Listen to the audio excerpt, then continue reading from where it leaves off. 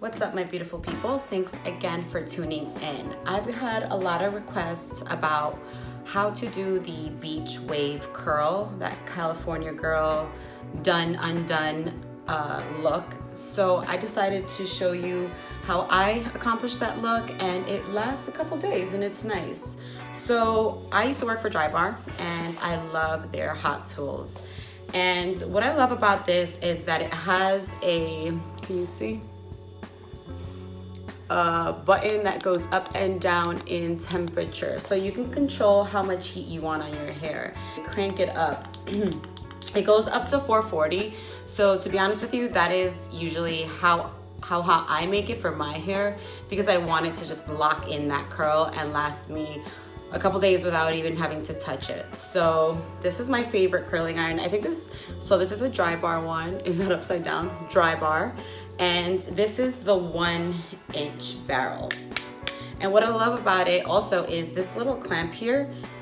It is kind of like a flat clamp, so you'll see later what it can do to your ends to kind of give you that straight texture on the ends and just the waves up top. So I'm gonna go ahead and show you how I do it with this.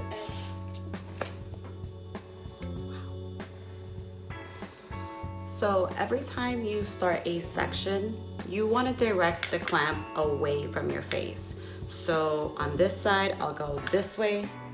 On this side, I'll go this way. So I'll show you what I mean by that. You want to grab the piece. You can have big pieces for this for sure. Doesn't have to be small sectioning. You want to do it away from your face and hold. You'll notice that I don't put my ends around the barrel. I leave them out because that gives it really wispy, flowy ends to it. So it's not too coily and curly like Shirley Temple. If I ever want to put heat on it, I'll just pass it by quickly, and that's the first one. I'll show you again. So I usually do big sections, and I will take the clamp, open that up, place it down, unclamp, and start pulling it backwards. So I flip back the hair away from my face, and you can kind of let a couple coils in for a bit, sit for a few seconds, and you want to kind of pull it down and keep coiling to the ends, and again hold it on for a few seconds and release and pull down. The ends are just going to be flat.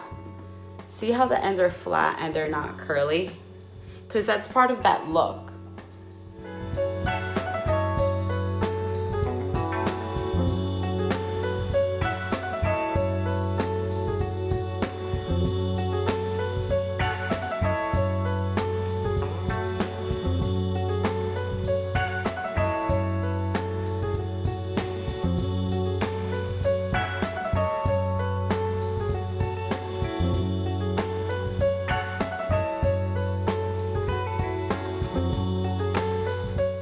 To your left side, I know it's a little more complicated because if you're a righty, you're almost having to reach to your opposite side, but I'll show you.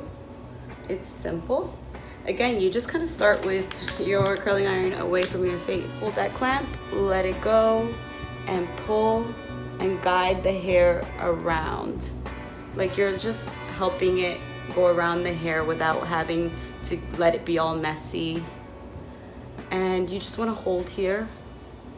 I hold it or I touch it to see when it's really hot and I can release it, but I pull down, release, and curl again like this. And I hold it again, tap, tap, tap, release, and I pull the ends through. Where you want to part your hair is the direction that you're going to curl the very top. For the bangs, or if you have layers around your face, you want to make sure you don't make these curls too tight and then they just bounce up and look really short. You want to, again, always away from the face and pull guide and twirl. Here, you can hold down the hair if it helps. And when you release, you just drag down the ends. So you have this really pretty curl around your face that isn't too tight. And again, we will do that towards the back. These are like my short layers, so I don't want to make them too tight, and I'll do the same. Twirl backwards, hold the ends if it helps you guide the hair through the curling iron. Pull, pull, and just a little swipe on the ends. And you have that pretty curl. Okay, now we're gonna go on this side. Almost forgot my spray. Brush, and here we go. Since I'm a righty, this side is always a little easier for me. So again, away from the face. Clamp, pull down. You could guide this side too, if it helps you. And when you pull out, you want to release and extend through. See, I usually always spray my hair again. Before I comb it out. When I comb it out, I usually just use my fingers to break through everything I just did, and I kind of separate it like this so it creates more volume, more fluff. Here, see, that's a little too curly for me, so I'll take the curling iron and use it as if it were a flat iron and just flatten that curl a little bit.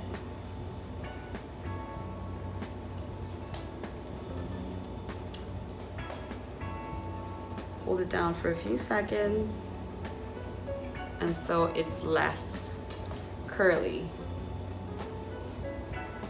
See how the ends are like wispy, flowy?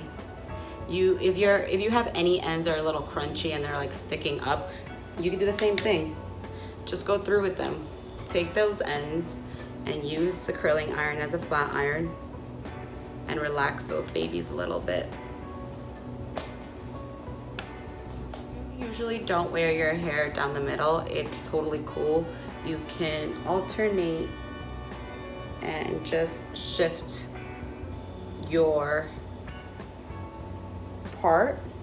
And if you do that and the hair is a little wonky, you can always just manipulate it again with the curling iron to make it flip the other way. Force it to do what you want it to do. It just needs heat, tension, and a little patience, and then it'll do what you want it to do. And now my hair is parted to the side instead of the middle. So you can wear this style middle, side. However, sometimes it's cute to do half up, half down kind of style.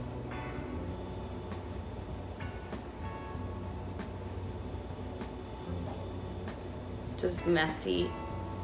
You can put a clip in the back, and it's just flowy and fun. That's about it.